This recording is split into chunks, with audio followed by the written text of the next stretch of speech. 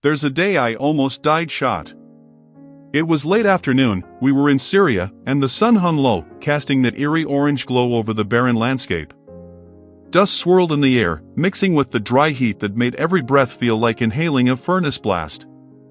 It was a nice day, very normal, the weight of my rifle pressing against my shoulder as I tried to focus.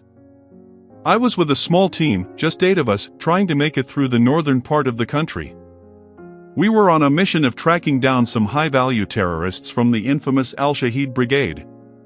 We'd been hunting them for months. I was a rookie back then, still a low rank in the unit. Gary, our team leader, was the one calling the shots. Gary had been in the army longer than most of us had been alive, and the guy was a machine. No nonsense. His beard was like a thick wall of black hair under his chin, and his eyes? Cold as steel. He stood at least 6 feet 2 inches, his muscles bulging under the tactical vest. A man you'd follow into hell without a second thought. He was a very good commander. We were rolling through this dusty, worn-down road in a couple of armored vehicles, our helmets low, eyes scanning every side of the horizon. The heat was unbearable, and the air smelled like burning wood and dirt. Not exactly the kind of place you'd want to take a stroll. We were moving quietly, and I thought everything was going the way we wanted. "Keep your heads in the game," Gary's voice crackled through my earpiece. "Eyes wide. Stay alert." Or something like that, he said. I glanced over at Jack and Dave, the 2 guys flanking me on either side. Jack was the biggest guy in the team, 6 feet 4 inches, a mountain of muscle with tattoos all up his arms. He was from the Midwest, always had that goofy grin, but when it came down to business, he was all business. Dave was the opposite, a little shorter, wiry, with a buzz cut and a face that never seemed to crack a smile. He was our sniper, the one you wanted behind you when shit hit the fan. He had the look of a guy who'd been through too many firefights and didn't need to talk much to know what was going down. Everything seemed normal. But then we hit the ambush. It came out of nowhere. The first thing I noticed was the sound. A muffled wham, the thud of an RPG slamming into our lead vehicle. Smoke erupted in the air, and suddenly the world was chaos. My heart stopped for a moment. The explosion left us all coughing, choking on the thick dust as our team scrambled. There was no time for anything but survival. "Contact! Contact!" Gary shouted, his voice low but commanding, as he dove into cover behind a stone wall by the roadside. His voice was rough, like he'd been shouting for hours. We all scrambled to get behind whatever cover we could find. Shots were flying, crackling through the air like a swarm of bees. Bullets everywhere.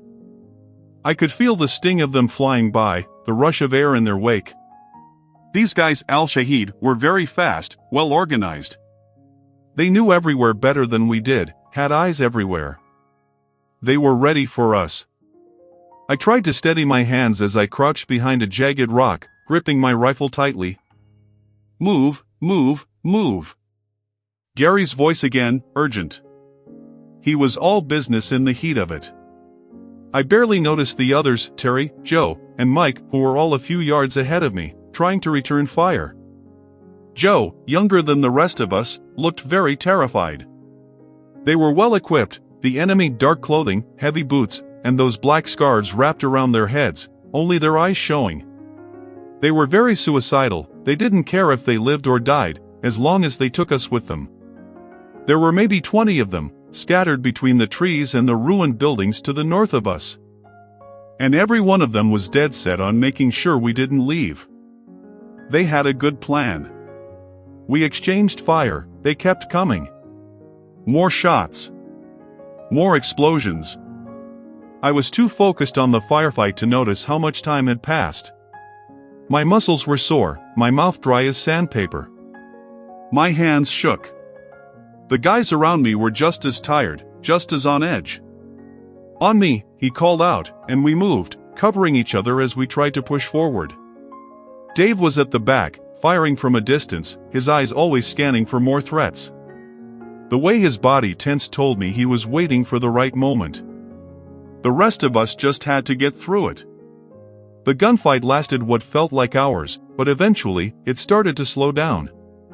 We had pushed them back. The smoke started to clear, and the sounds of firelight began to fade. We'd survived, but barely. My heart was still pounding, my mind still reeling. We were all very exhausted, the mental weight of knowing this was just one more day in a series of never-ending battles.